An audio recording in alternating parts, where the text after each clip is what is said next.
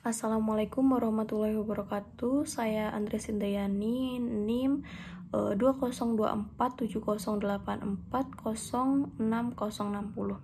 Di sini saya akan memaparkan resume atau ringkasan dari berpikir sistem dalam sistem informasi. Konsep dasar berpikir sistem adalah suatu pendekatan yang mengajak kita untuk memandang suatu masalah atau fenomena secara menyeluruh, bukan hanya dari bagian-bagian kecilnya.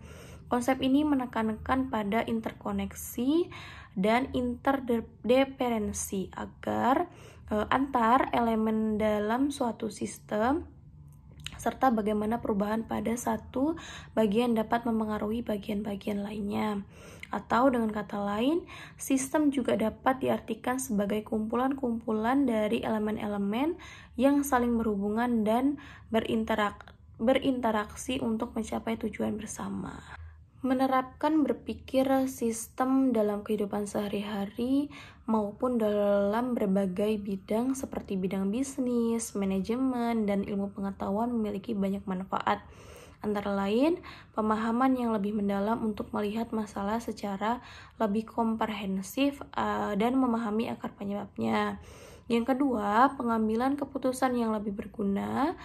Hal ini membantu kita untuk mempertimbangkan dampak jangka panjang dari setiap keputusan yang kita ambil. Dan yang ketiga, inovasi yang mendorong kita untuk mencari solusi yang kreatif dan holistik.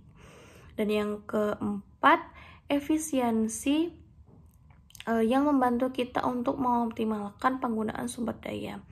Yang kelima, sinergi yang memungkinkan kita untuk bekerja sama dengan lebih efektif.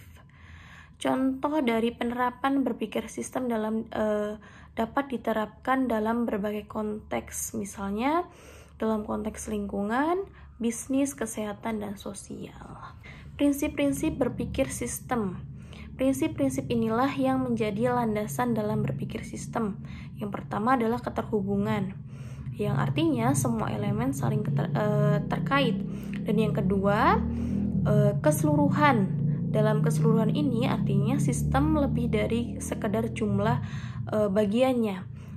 Dan yang ketiga, emergensi.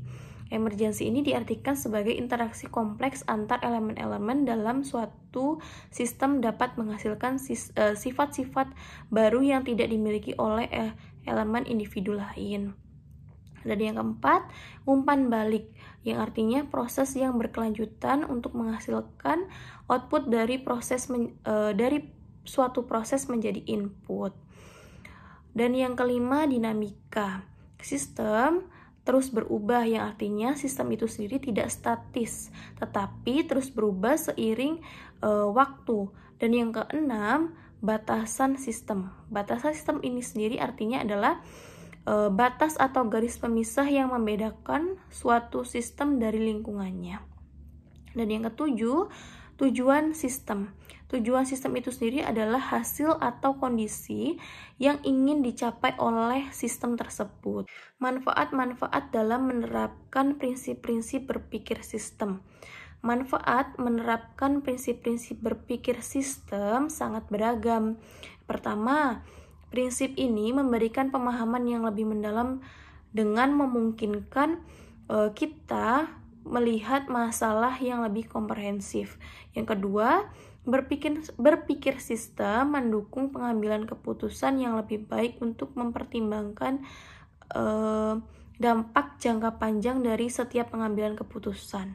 Yang ketiga, prinsip ini mendorong inovasi yang dengan menginspirasi kita untuk mencari solusi yang kreatif dan holistik. Selain itu, berpikir sistem juga meningkatkan efisiensi dengan membantu mengoptimalkan penggunaan sumber daya. Terakhir, prinsip ini memungkinkan terciptanya sinergi yang lebih baik sehingga kolaborasi dapat dilakukan secara lebih efektif. Model-model dari berpikir sistem itu sendiri adalah yang pertama, visualisasi, yang kedua, pemahaman, yang ketiga, simulasi, yang keempat, pengambilan keputusan. Jenis-jenis dari model berpikir sistem memiliki karakteristik dan kegunaannya masing-masing. Antara lain, diagram alir.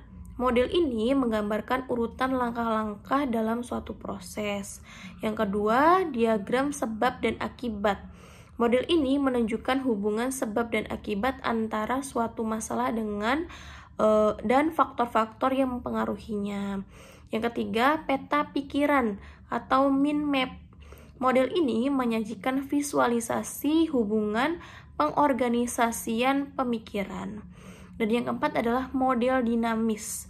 Model ini menggunakan persamaan matematika untuk menggambarkan perubahan dalam sistem seiring waktu. Dan yang kelima adalah simulasi komputer. Model ini menciptakan replika virtual dari suatu sistem untuk menguji berbagai skenario dan melihat bagaimana sistem berinteraksi terhadap perubahan. Yang terakhir, memahami berpikir sistem dalam pengembangan sistem informasi. Berpikir sistem merupakan pendekatan yang sangat relevan dalam pengembangan sistem informasi, dengan memandang sistem informasi sebagai suatu kesatuan yang terdiri dari berbagai komponen yang saling terkait. Kita dapat merancang, mengembangkan, dan mengimplementasikan sistem yang lebih efektif dan efisien. Itu tadi resume yang dapat saya paparkan. Saya akhiri. Wassalamualaikum warahmatullahi wabarakatuh.